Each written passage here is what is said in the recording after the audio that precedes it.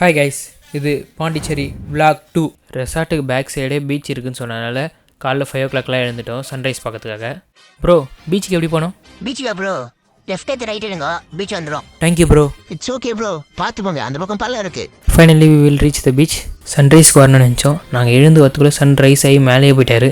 But இந்த location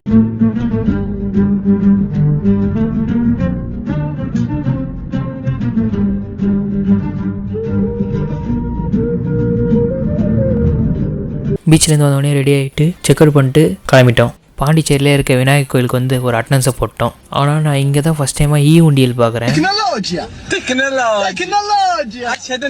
இந்த விஷயத்த நான் இங்கே தான் ஃபஸ்ட் டைம் பார்த்தேன். ரெயின் ட்ராப்ஸ் சொல்லிட்டு ஒரு இன்ஸ்ட்ருமெண்ட்டு, அதை டேப் பண்ணால் சவுண்ட்லாம் பயங்கரமாக இருக்குது.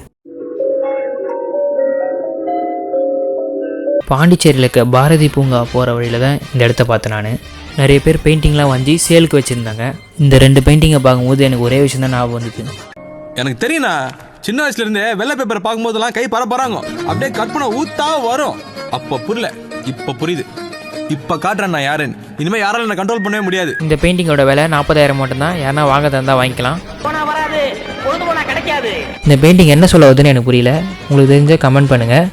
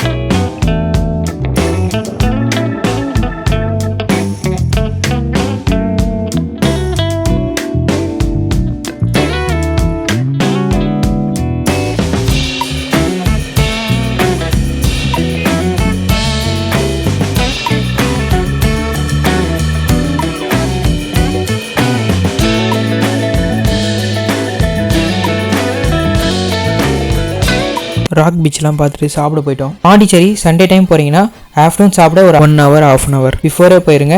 ஏன்னா ஃபுல் ரஷ் ஆகுது, வெயிட் பண்ணி தான் சாப்பிட்ற மாதிரி இருக்கும். நெக்ஸ்ட் வர வீடியோவில் மஜாவான பிளேஸ்லாம் பார்க்க போகிறோம். அதுக்கு ஒரு ஃபாலோ சப்ஸ்கிரைப் பண்ணி விட்டுருங்க.